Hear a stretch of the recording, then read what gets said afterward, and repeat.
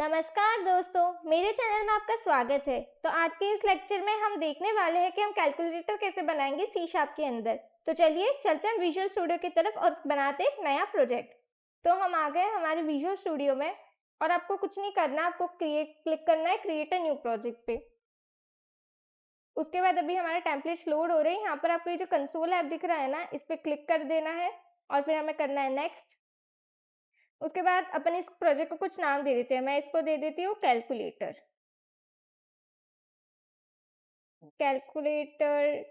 इन C sharp.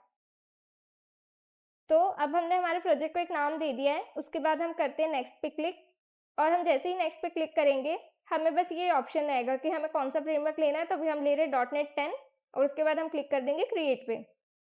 तो इससे क्या होगा कि हमारा एक बेसिक सेटअप हमारे कंसोल ऐप का सेटअप बन के हमें मिल जाएगा।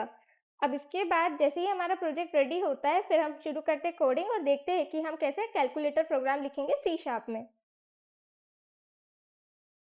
तो दोस्तों अब हमारा प्रोजेक्ट तैयार हो गया है और जब हमारा प्रोजेक्ट बेसिकली जब हमें फर्स्ट टाइम रेडी होके मिलता है तो हमें उसमें ऑलरेडी हेलो वर्ल्ड प्रिंट होके दिया जाता है। तो अभी हमें इसकी ज़रूरत नहीं है, हम इसे हटा देते हैं और अब हम शुरू करते हैं हमारे कैलकुलेटर का कोड लिखना।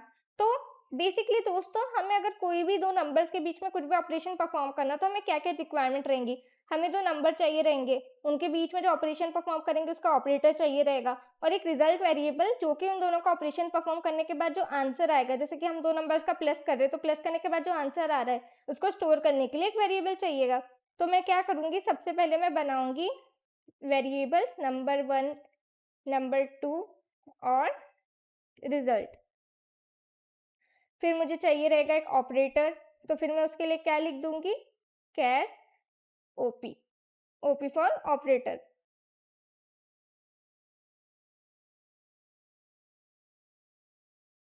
अब दोस्तों अब हमने जो हमारे वेरिएबल्स हैं उनको डिक्लेयर कर दिया। अब हमें क्या चाहिए, अब हमें यूजर से इनपुट चाहिए। तो सबसे पहले मैं यूजर को बोलूंगी कि तुम्हें क्या करना है, पहले हमें नंबर 1 एंटर करके दो। तो उसके लिए मैं पहले क्या कर दूंगी, लिख दूंगी console.writeline एंटर नंबर 1।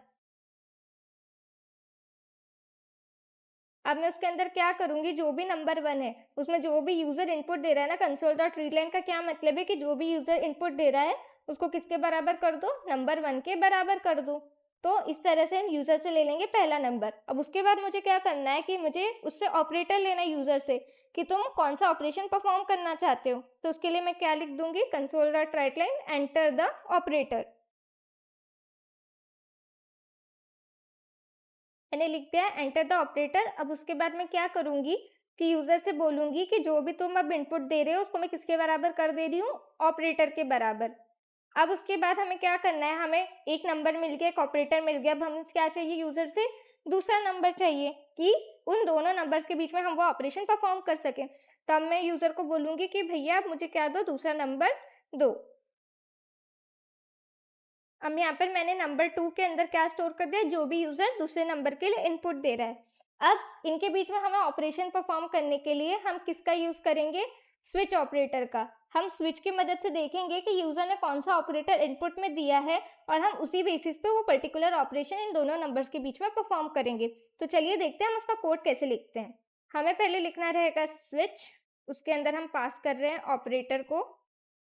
फिर अब हमें क्या करना है, हमें डिफरेंट सिनेरियोस इसके अंदर रखने पड़ेंगे कि जब यूजर क्या दे रहा है, प्लस का सिंबल दे रहा है। तो मैं लिख दूंगी केस और केस के अंदर लिख दूंगी प्लस। अब देखिए इसने हमें ऑटोमेटिकली सजेस्ट करके पूरा कैलकुलेटर का कोड ही लिख दिया है। तो अब यहाँ पर देखिए जैसे कि हमने केस प्लस लिखा है तो उसके अंदर क्या करेगा कि जो भी रिजल्ट है उसके अंदर क्या करेगा, दोनों नंबर के बीच में एडिशन परफॉर्म करेगा और उसके बाद हमें वो प्रिंट करके दे देगा। अगर यूजर माइनस इनपुट कर रहा है तो फिर वो क्या करेगा, दोनों नंबर्स के बीच में माइनस करके हमें रिजल्ट दे देगा। फिर अगर मल्टीप्लीकेशन हो रहा है तो दोनों नंबर को मल्टीप्लाई करके हमें क्या दे देगा, रिजल्ट। और यहाँ पर ये जो ब्रेक का मतलब है ये मैं आपको अपने पिछले लेक्चर्स में बता चुकी हूँ जब मैंने आपको स्विच कंट्रोल स्टेटमेंट बताई थी। ब्रेक का मतलब है कि जैसे तुम यहाँ पर रिजल्ट प्रिंट कर रहे हो उसके बाद क्या करो, इस स्विच ऑपरेटर से बाहर आ जाओ।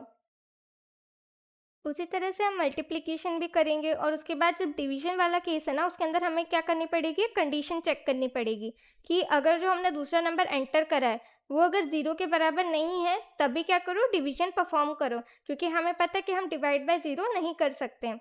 और अगर कोई यूज़र गलती से अगर नंबर 2 में क्या दे देता है 0, तो हमें क्या प्रिंट कर देना है कि error division bye 0 is not allowed. तो इसी की तरह से हमने देखा कि हम कैसे चारों ऑपरेटर्स को हैंडल करेंगे, प्लस को, माइनस को, डिवीजन को, मल्टीप्लिकेशन को। और कभी यूज़र इन 4 ऑपरेटर्स की जगह कुछ और दे देता है ना, तो हम क्या करेंगे, जो डिफ़ॉल्ट में स्टेटमेंट लिखते हैं ना, उसको हम एग्जीक्यूट करते हैं कि हमने जो भी केसेस बनाए, अगर उनमें से एक भी नहीं सक्सेस हुआ है, तो क्या करो, डिफ़ॉल्ट में ये प्रिंट कर दो कि invalid operator, please use plus, minus, division और सब्ट्रैक्शन।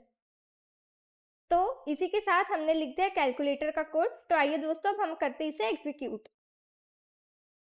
मैं इस कोड को सेव कर देती हूँ, और सेव करने के लिए शॉर्टकट है Ctrl+S, या फिर आप यहाँ पर जो ये बटन्स है ना सेव के, इनको भी क्लिक कर दोगे तो वही हो जाएगा सेव। अब इसको हम करते हैं रन। तो देखिए दोस्तों, हमारा प्रोग्राम रन हो गया है, और अब हमसे ये क्या मांग रहा है कि पहला नंबर एंटर करो। तो चलिए हम इसे दे देते हैं 4। और अब हम जब करेंगे एंटर, आपको कोई भी नंबर प्रेस करने के बाद एंटर प्रेस करना है, तब जाके हम दूसरी लाइन ऑफ स्टेटमेंट पर आएंगे। जब तक आप इसे कुछ इनपुट नहीं दोगे ना, तब तक ये दूसरी लाइन ऑफ एग्जीक्यूशन पर नहीं आएगा। अभी हमसे पूछ रहे हैं कि कोई ऑपरेटर दो, तो ऑपरेटर के अंदर हम क्या दे देते, चलिए हम इसके अंदर दे देते हैं मल्टीप्लीकेशन का। अब हम एंटर दबाते हैं, दूसरा नंबर हम दे देते हैं 8, और अब हम करते हैं एंटर। तो देखिए 8 4 जा 32, अब हमें रिजल्ट प्रिंट होकर मिल गया है। तो देखा आपने दोस्तों कि हमने कितनी इजीली स्विच ऑपरेटर की हेल्प से हमने एक पूरा कैलकुलेटर बना दिया है। तो अब देखिए, अब मैं आपको इसके अलग अलग केसेस बताती हूँ कि अगर हम कोई इनवैलिड ऑपरेटर डालेंगे तो उस केस में क्या होगा।